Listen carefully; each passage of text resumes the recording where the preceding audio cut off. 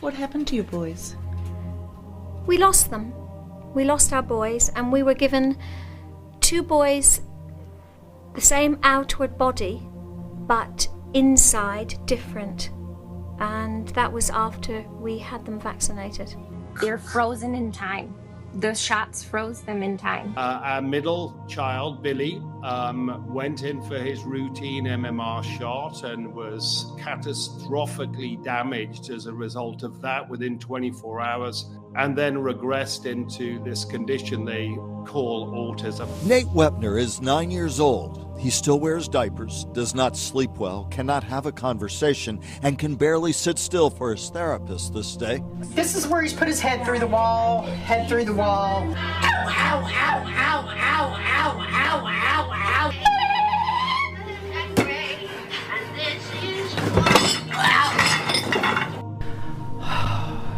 This is the result of my autistic son, Andrew, who went into a rage.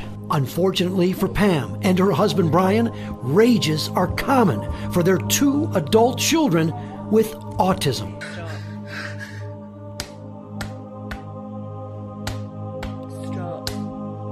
She's a 17-year-old, lovely girl with severe autism. And cerebral. In and out, no 5 guys. Prayed.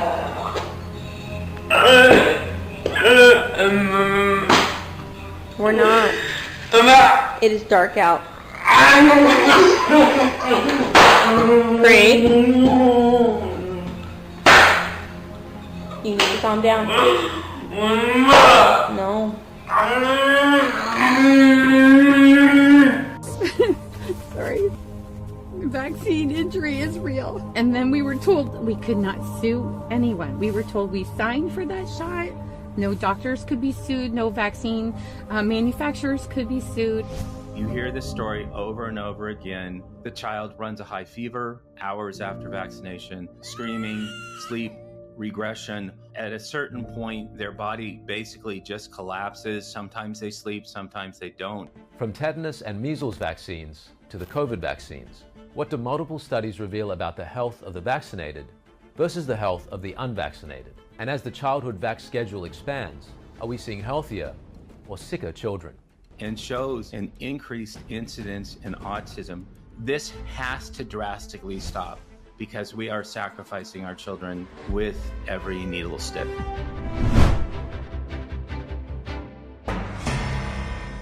Autism spectrum is an umbrella term used to describe a range of conditions characterized by difficulties in social interactions and communication, unusual sensitivity to sensory inputs, and restricting repetitive behaviors. The word spectrum means there is a great array of symptoms with various degrees of severity. With autism, there can be a wide range of intellectual and learning abilities from highly capable to severely challenged. A number of other conditions tend to occur more often in autistic people, including gastrointestinal disorders, epilepsy, feeding problems, anxiety, and depression. Widespread differences in an autistic brain. Notably, there are alterations in neuronal connectivity. Some connections are enhanced, while others are reduced. Overall, though, an autistic brain seems to have more connections than usual. As a result, autistic people may notice details that others do not, but have difficulty following the topic of a conversation or seeing other people's point of view. In trying to reduce sensory input, people with autism typically withdraw from others and follow a strict daily routine. Depending on the affected sensory modalities, some people avoid eye contact, others cover their ears to reduce noise level, wear loose clothing to reduce touch, or eat the exact same foods day after day. Signs of autism usually manifest early in life, and diagnosis can often be made by age 2 or 3. Look at what's happening to children who have become autistic. Just like you heard. Where a very active child suddenly becomes asinine. Or even a well-behaved child becomes radically active, overactive. Something just goes wrong. Unstable.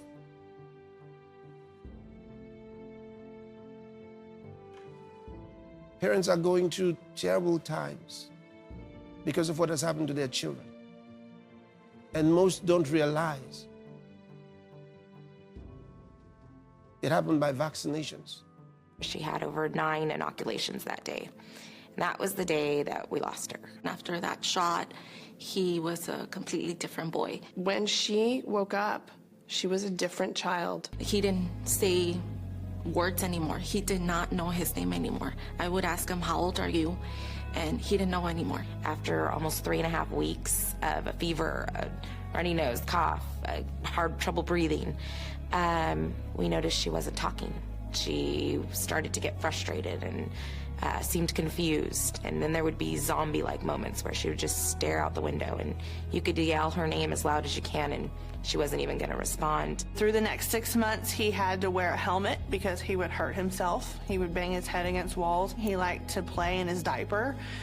He was definitely not speaking. He wasn't crawling. He wasn't walking. It was very clear that there was brain damage involved. What alarmed me the most was the reaction the doctor had. It was an immediate defense of vaccines. His reaction was, well, that's what happens when you get a lot of shots. And just by looking up the definition of autism, I knew he had it because everything that was being described, it was what he was doing. So after that, I took him into an evaluation and he got the actual diagnosis. I mean, they can call it autism, but it was a clear indication of when it started, how it happened. As a young mom, I thought I knew everything. I researched the crib, I researched the car seat, I made sure we were in the best school district, and I mean hours and hours of research.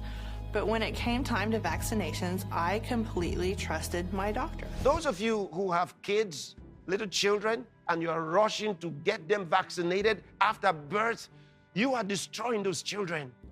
You are giving them sicknesses they were never born with.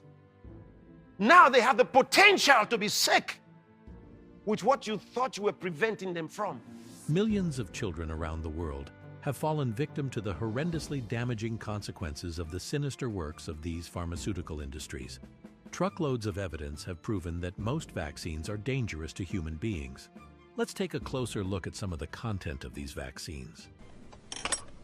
Show them the thimerosal bomb, which we keep in a metal container because we're a little afraid of it, and it's a very fine powder. This is thimerosal, which is labeled very toxic. Has cumulative effects, can cause damage to the kidneys, to the respiratory system, skin, to the nervous system. It specifically warns on here that it can cause reproductive and developmental toxicity, meaning that it can cause things like autism and other neurodevelopmental disorders. This is immensely toxic stuff. And it's a vaccine. And this is what's in the vaccine. It's important to realize we're talking about a whole range of products. Vaccines are a big one because, of course, you're directly injecting it. For example, this is tetanus vaccine. This one expires, it's a little outdated now, in 2007. Here's the thimerosal. 1 to 10,000 is a preservative. Perhaps the biggest one in the U.S., at least, that's for exposure to mercury is the influenza vaccine. Influenza vaccine is now recommended for all pregnant women, all infants, all children on a yearly basis. You're supposed to have last year's influenza? Understand that thimerosal is not added at the end. It's not like, well, that factory next year can make thimerosal free. Thimerosal, you either have to have a thimerosal free factory or you have to not have one. They add thimerosal at each step because the factory is not clean and not sterile. So you either have to have an expensive sterile factory where you don't need thimerosal, or you have to have one that produces thimerosal. It's going to need thimerosal or something the whole time. It needs to be stopped. This is the influenza vaccine from Adventist Pasteur, their flu zone. Thimerosal, 25 micrograms of mercury per dose. But I'd like to point out that a lot of people didn't know, and I'm one of them. I've given 2,000 RhoGAM shots. I've been in vaccines for 35 years. I didn't know that RhoGAM had thimerosal in it. So I think a lot of the doctors were unaware. They were unaware that even the word thimerosal meant mercury. You say, Pastor Chris, are there no good vaccines? No good vaccines. All vaccines are bad. Bad. Bad. I told you. From the very history of vaccines. I explained to you. They lied to you in school as they lied to us in school. My mission actually for the last 23 years has been to inform people about the problems associated with vaccines, that they're not safe, they don't keep you from getting sick, they're not necessary, and they absolutely cause harm, and I'm talking about all of them, the entire pediatric schedule and, of course, the COVID jabs. I really thought that the only thing in a vaccine was a little dead or attenuated virus and a little bit of normal saline. It wasn't until September of 2000 that I actually read a package insert, and when I actually read a package insert and started researching all the different vaccines, I was mortified that if a child gets all of the vaccines in the entire schedule, they get almost 13,000 micrograms of aluminum and they get almost 600 micrograms of mercury, plus over 200 different chemicals. And I had no idea. So that's why they've never been proven to be safe, and why giving your child a vaccination is like injecting foreign matter into a little baby that's the most precious little thing in your life. Satan is more vicious today than he ever was because his time is short, and it's pushing them to get you vaccinated and get your babies vaccinated. And I'm telling you, the rate of increase of autism and several other kinds of diseases is very high now. What was the autism rate in 1960? Do we know? In 1960, the autism rate, there's about 4 or 5 studies, and the highest rate, say about 1 in 2,500, 1 in 1,500, 1 in 2,500, 1 in 10,000. So that, it was somewhere between 1 in 1,500 and 1 in 10,000. Today, it's 1 in every 34 kids, according to CDC, and in some states, like California, I think maybe Utah and New Jersey, 1 in 22. 1 in 22 kids. And, these kids should be healthy. These kids should be our highest performing kids. And they instead are have this extraordinary disability that's going to keep them dependent and not, a lot of these, if you're full-blown autism, it's a nonverbal, non-toilet trained, head banging, stimming, toe walking. These are kids that will never throw a baseball. They'll never graduate high school. They'll never go out and take a girl on a date. They'll never use the toilet alone. They'll never write a play. They'll never write a poem. They'll never vote. What we've learned is this childhood vaccine schedule is not what we thought. And now, critically looking at it, we have a situation that we just learned that the World Council for Health, now international body, is calling for a complete moratorium on childhood vaccines. First international organization to call for that. Why? Because the vaccines are piling up one after another. They're being given in multiple salvos. There are safety events now that we learned. In 1986, the U.S. passed legislation that indemnified the manufacturers of vaccines. In that legislation, it says the vaccines have unavoidable harm. It says that. So what are the harms that we're seeing? It's clear when the vaccines are given in multiple rounds. It's probably no single vaccine and no single additive, but it's the sum total of the vaccines given at once. We're seeing a strong signal towards neuropsychiatric disorders, so attention deficit disorder, Asperger's, autism, seizures, allergic diseases, asthma, atopic dermatitis. And even death. Need for termination, sudden infant death syndrome. And then the converse now. This is the converse, which is papers by Mawson, Hooker, Miller, Thomas, and an older Amish study. All 5 studies show if children go natural, no vaccines whatsoever, they have the best outcomes. Wow. Freedom from these things. And, when I was a kid, the rate of autism was 1 in 10,000. Right. Now it's 1 in 36. Oh, my goodness. And there's about 200 published manuscripts showing it's an immune system dysregulation. 1 in 36? 1 in 36. Yeah. 1 in 36. The immune system dysregulation that, in a reactogenic phase of the vaccine, sometimes with a febrile seizure, the inflammatory factors go into the brain, probably permanently change it. And the vignettes the mothers tell us that the child was fine up until the time they took multiple rounds of vaccines, and then they developed autism. Those vignettes are almost certainly correct. We can't pin it down to any single vaccine, but I'm telling you, in total, it doesn't look good. This epidemic of autism is a tsunami. And remember, now you say, why autism? I'll tell you, it's very simple.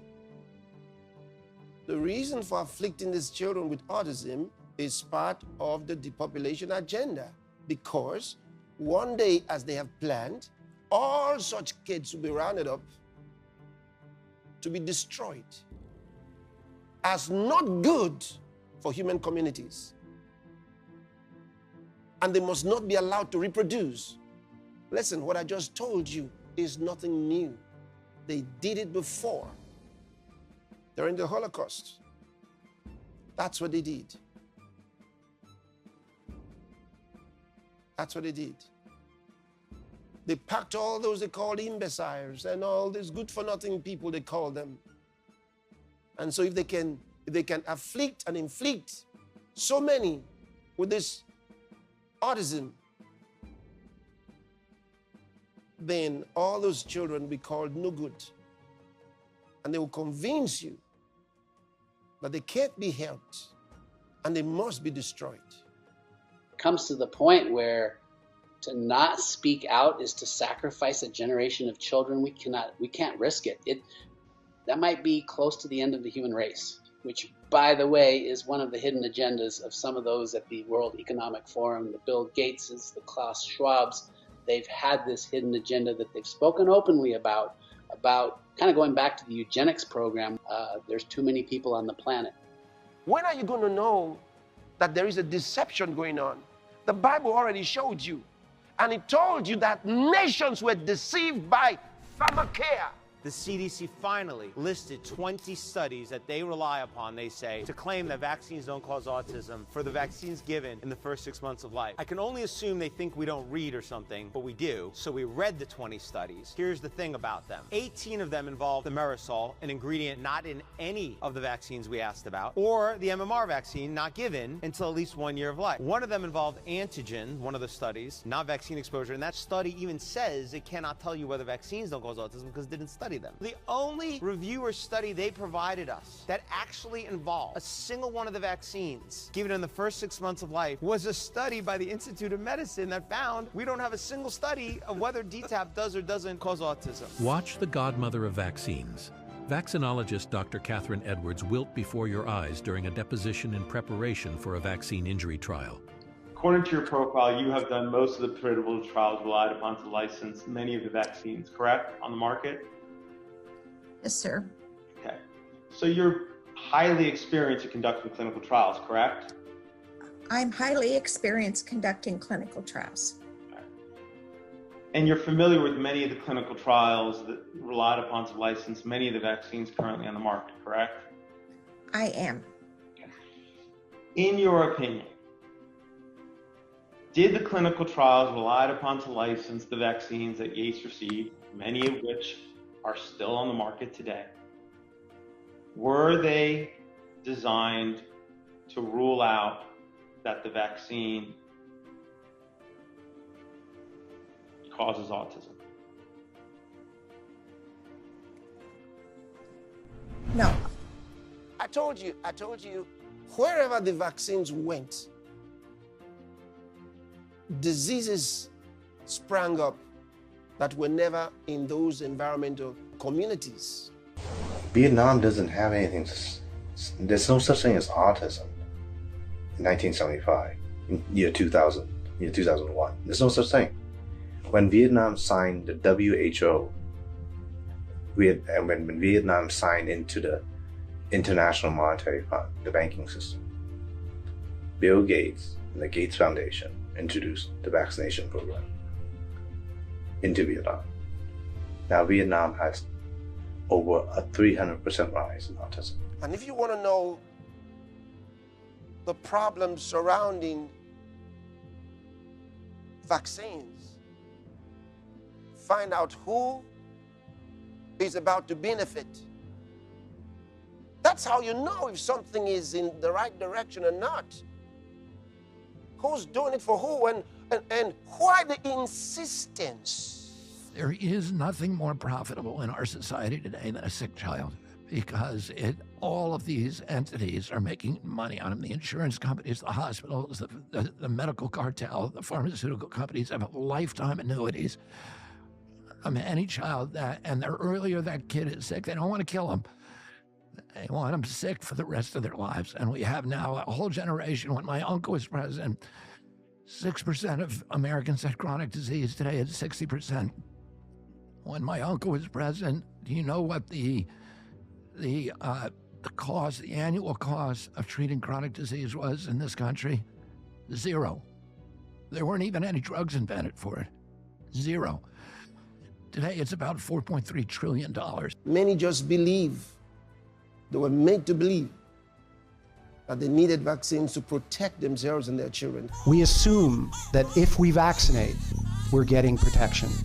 We assume that if we vaccinate, we're stopping spread of disease. Those are assumptions that have never been solidified in science.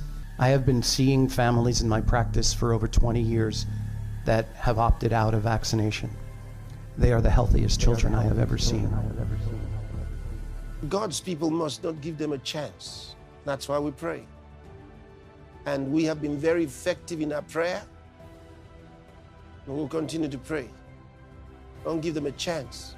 That no advantage may be gained over us by Satan, for we are not ignorant of his devices.